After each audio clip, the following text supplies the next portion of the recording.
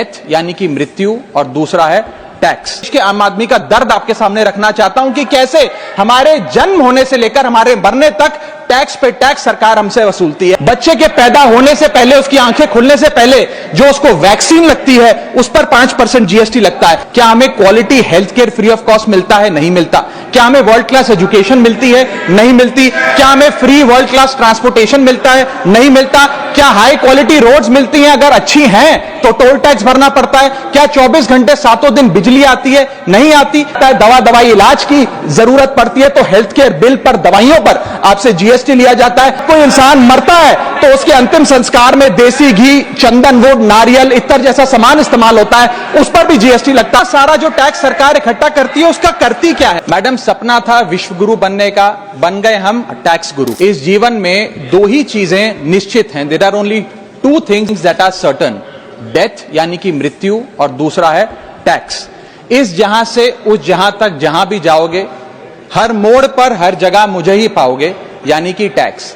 Madam, सपना था विश्व गुरु बनने का, बन गए हम टैक्स गुरु। और इतना टैक्स जो भारत की आबादी सरकार के खजाने में डालती है, उसके बदले सरकार जनता को देती क्या है? यह बहुत बड़ा सवाल है।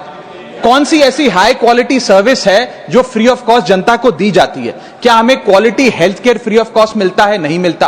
क्या हमें वर्ल्ड क्लास एजुकेशन मिलती है? नहीं मिलती। क्या हमें फ्री वर्ल्ड क्लास ट्रांसपोर्टेशन मिलता है? नहीं मिलता। क्या हाई क्वालिटी रोड्स मिलती हैं? अगर अच्छी हैं तो टोल टैक्स भरना पड़ता है। क्या 24 घंटे 7 दिन बिजली आती है? नहीं आती। तो इतना सारा जो टैक्स सरकार इकट्ठा करती है उसका करती क्या है?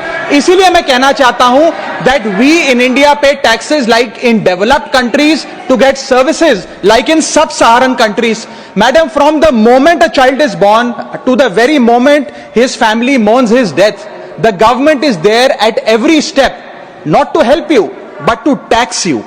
और आइए एक रोमांचक यात्रा पे चलते हैं। माननीय वित्त मंत्री जी हर बार मेरे सवालों का जवाब देते हुए मुझ पर तंज कसती हैं और कहती हैं कि शायद ये चार्टर्ड अकाउंटेंट नहीं है, इनकी डिग्री असली नहीं है, तमाम तरीके की बातें मेरे बारे में कहती हैं, निजी हमले करती हैं। मैं उनका बहुत सम्मान करता हूं, मेरे मन में उनके प्रति बहुत आदर है।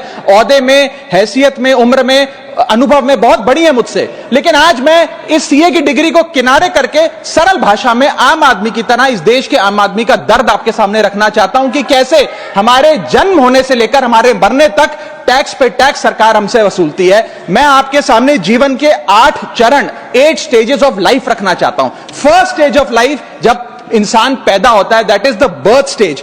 बच्चे के पैदा होने से पहले, उसकी आंखें खुलने से पहले जो उसको वैक्सीन लगती है उस पर 5% जीएसटी लगता है। जिस अस्पताल में बच्चा पैदा होता है उस हॉस्पिटल के कमरे के चार्जेस पर अगर 5,000 रुपए से ज्यादा का कमरा हो तो 5% जीएसटी लगता है। बेबी केयर के आइटम्स पे 5% जीएसटी लगता है। और अगर उसके माता पिता बच्चे के पैदा होने पर मिठाई बांटे तो मिठाई पर 5% और चॉकलेट पर 18%, 28% जीएसटी लगता है। दूसरा चरण जीवन का, इन्फेंसी और चाइल्डहुड यानी कि बचपन। बचपन में बेबी फूड जो खरीदा जाता है उस पर 12 से 18% जीएसटी, डाइपर जो खरीदा जाता है उस पर 12% जीएसटी, बेबी स्ट्रोलर पे 5 से 12% जीएसटी, और जो खिलौने बच्चे को दिए जाते हैं उन खिलौनों पर भी 12% जीएसटी लिया जाता है। जब मुंडन होता है बच्चे का, पहला हेयर कट जिसे कहते हैं, उस हेयर कट की सर्विसेज पर भी 18% जीएसटी, और पहली बर्थडे पार्टी पर जो फोटोग्राफी होती है, फोटो खिंचवाई जाती है, उस फोटोग्राफी सर्विसेज पर भी 18% जीएसटी। यहां तक कि नामकरण की बर्थडे पार्टी जो की जाती है उस पर भी केटरिंग सर्विसेज से लेकर खान पर 18% जीएसटी सरकार वसूलती है। अब बच्चा स्कूल जाना शुरू करता है तो स्कूल जाने पर यूनिफॉर्म से लेकर जूतों, स्कूल बैग, लंच बॉक्स सब पर जीएसटी लगता है। 12% जीएसटी नोटबुक पर लगता है, 18% जीएसटी स्टेशनरी आइटम पर लगता है। और उसके बाद अगर कोई एक्स्ट्रा करिकुलर एक्टिविटी बच्चे को करनी हो, कोई म्यूजिक क्लास करनी हो या फिर कोई स्पोर्ट्स कोचिंग की क्लास वो ले उस पर भी 18% जीएसटी देना पड़ता है। प्राइवेट ट्यूशन ले तो उस पर भी जीएसटी, और पहली साइकिल जो बच्चा खरीदता है उस पर भी 12% जीएसटी देना पड़ता है। तीसरी अवस्था जीवन की, टीनेज ईयर्स, ये वो काल होता है जो सबसे मस्त मौला टाइम होता है जीवन का, बेहतरीन बेफिक्री का। इसमें बच्चा यंग जवान लड़का लड़की अपना पहला स्मार्टफोन खरीदते हैं, उस स्मार्टफोन पर जीएसटी लगता है, अगर महंगा हो विदेशी हो तो इंपोर्ट ड्यूटी भी लगती है। फिर वो अपना फोन रिचार्ज कराता है, उस पर जीएसटी लगते हैं। ब्रॉडबैंड इंटरनेट का कनेक्शन लेता है, उस पर जीएसटी लगता है। नेटफ्लिक्स, स्पॉटिफाई या वीडियो गेम की सब्सक्रिप्शन लेता है, उस पर भी जीएसटी देना पड़ता है। और अगर अपने दोस्तों के साथ पिक्चर देखने बाहर जाए तो पिक्चर की टिकट पर जीएसटी, एंटरटेनमेंट टैक्स और पॉपकॉर्न पर भी जीएसटी अब लगने लग गया है। तो तमाम तरीके के सॉल्टेड कैरेमल पॉपकॉर्न पर भी सरकार आपसे जीएसटी वसूलती है। इस बीच जब आप 18 साल के होते हैं और पहली बाइक या पहला स्कूटर खरीदते हैं, उस बाइक और स्कूटर पर आपसे जीएसटी लिया जाता है, व्हीकल इंश्योरेंस पर जीएसटी लिया जाता है और उसके बाद रजिस्ट्रेशन टैक्स और रोड टैक्स के नाम पर भी पैसा लिया जाता है। जीवन की चौथी अवस्था, fourth stage of life, higher education की। इस हायर एजुकेशन की अवस्था में आप यदि प्राइवेट कॉलेज में पढ़ रहे हैं तो प्राइवेट कॉलेज की ट्यूशन फी पर जीएसटी लगता है। हॉस्टल में रह रहे हैं या पीजी का रेंट भर रहे हैं तो उस पर जीएसटी लगता है। स्टूडेंट लोन की प्रोसेसिंग फी पर जीएसटी लगता है। किताबों से लेकर लैपटॉप तक जीएसटी लगता है। और अगर माता पिता संपन्न हैं और बच्चे को विदेश भेजते हैं पढ़ने के लिए तो फॉरेन रेमिटेंस पर टैक्स कलेक्टेड एट सोर्स सरकार लागू करती है। अब आते हैं पांचवी अवस्था पे, जब वो अपना करियर शुरू करता है। ये वो एज है जिसे मैं golden age of direct taxes कहूंगा। अब ये डायरेक्ट टैक्स के जंजाल में आदमी फंस जाता है इस उम्र में, जब उसकी पहली नौकरी लगती है। तो नौकरी में आमदनी अनुसार उसके स्लैब रेट के हिसाब से उस पर टीडीएस पहले काटा जाता है, मानो जेब काटी जा रही हो, और फिर इनकम टैक्स वसूला जाता है। जब पहली बार उसको पगार मिलती है, वेतन मिलता है, वो माता पिता या दोस्तों को बाहर खाने पे ले जाता है, पिक्चर दिखाने ले जाता है, उस खाने के बिल पर भी सरकार जीएसटी वसूलती है।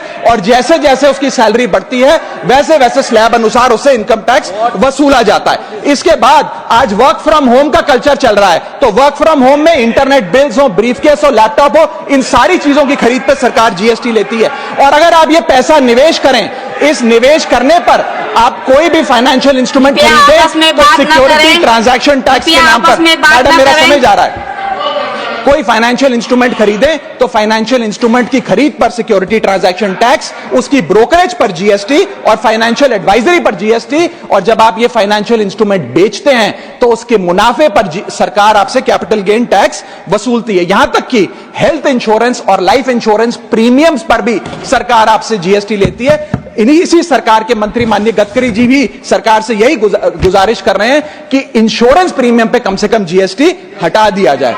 इसके बाद इंसान अपने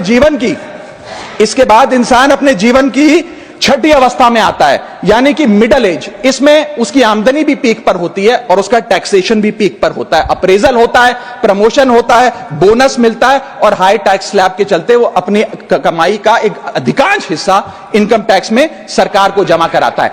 इस दौर में इंसान गाड़ी खरीदता है, घर बनाता है। जब गाड़ी खरीदता है तो जीएसटी देता है, रोड टैक्स भरता है, व्हीकल इंश्योरेंस पर जीएसटी भरता है। और जब गाड़ी लेकर शोरूम से निकलता है तो पेट्रोल डीजल पर वैट, सेस और एक्साइज ड्यूटी के नाम पर पैसा भरता है। जब सड़क पर गाड़ी चलाता है तो टोल टैक्स भरता है। फिर वो अपना घर भी खरीदता है, जमीन खरीदता है। जब जमीन खरीदता है तो स्टैंप ड्यूटी फीस सरकार को देता है। जब कंस्ट्रक्शन मटेरियल खरीदता है घर बनाने के लिए तो कंस्ट्रक्शन मटेरियल पे, चाहे वो सीमेंट हो, मार्बल हो, स्टील हो, उस पर जीएसटी देता है। उसके बाद जब कंस्ट्रक्शन सर्विसेज लेता है किसी बिल्डर से, ठेकेदार से, कॉन्ट्रैक्टर से, तो उस कंस्ट्रक्शन सेवाओं पर भी जीएसटी सरकार आपसे वसूलती है। और जब घर बन जाए तो एनुअल प्रॉपर्टी टैक्स और हाउस टैक्स के नाम पे आपसे पैसा लिया जाता है। और जब आपको पैसे की आवश्यकता पड़े और आप ये घर बेच दें तो कैपिटल गेन्स पर भी सरकार आपसे उस मुनाफे पे टैक्स वसूलती है। और इस बीच शादी तो रह ही गई, फिर इंसान शादी करता है, इस बीच तो बैंक्वेट हॉल बुक करता है, उस बैंक्वेट हॉल की बुकिंग पे टैक्स भरता है। शामियाना, खाना, केटरिंग सर्विसेज लेता है, उस पर जीएसटी भरता है। ज्वेलरी खरीदता है, उस पर जीएसटी भरता है। कपड़ा, शेरवानी सिलवाता है, कुर्ता पजामा, सूट पैंट, उस पर जीएसटी भरता है। यहां तक कि वेडिंग इनविटेशन से लेकर ब्राइडल मेकअप से लेकर हनीमून के ट्रैवल तक हर चीज पर सरकार आपसे जीएसटी वसूलती है। सातवीं अवस्था सरकार जीवन की वो है रिटायरमेंट। इस फेज में इंसान चाहता है आरामदायक जीवन जिया जाए, जो जीवन में कमाया उस कमाई के सहारे उसकी इंटरेस्ट पर, पेंशन पर जिया जाए। लेकिन इस अवस्था में भी सरकार पेंशन और इंटरेस्ट इनकम पे आपसे टैक्स लेती है।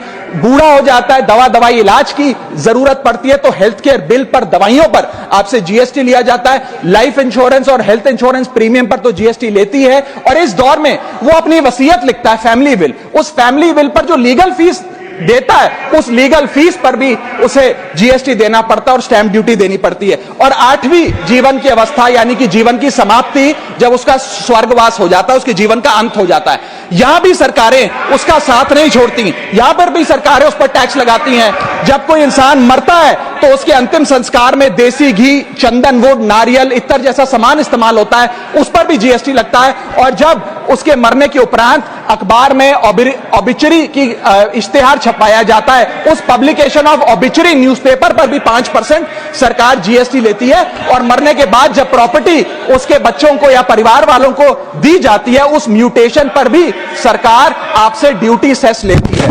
यह है life cycle of taxation model. लेकिन मैडम, सबसे जरूरी बात यह है कि इतना टैक्स देने के बाद सरकारें हमें देती क्या है। मैं जानता हूं कि टैक्स सरकार के लिए जरूरी है, इस सरकार के लिए नहीं, जितनी सरकारें इस देश में रही सबने टैक्स लगाकर जनता से पैसा लिया।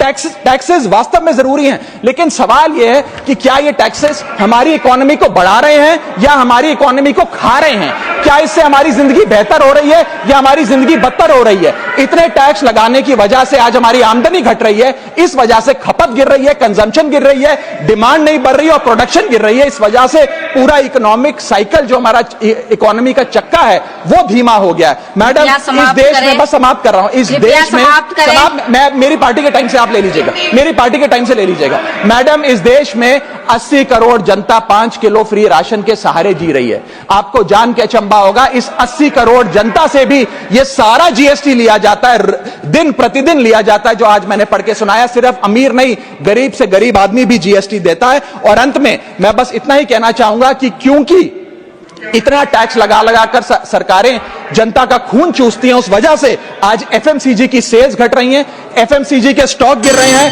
कंजम्पशन डाउन हो रही है, नई गाड़ियों की सेल श्रिंक कर रही है, तमाम तरीके की जितनी भी न्यू परचेजेस होती हैं उसमें मंदी देखी जा रही है। सरकार को जीएसटी कम करना चाहिए, कम करेंगे तो जनता की जेब में पैसा आएगा तो मांग बढ़ेगी, खपत बढ़ेगी और इकोनॉमी का चक्का चलेगा। आपका समय समाप्त। बहुत बहुत शुक्रिया।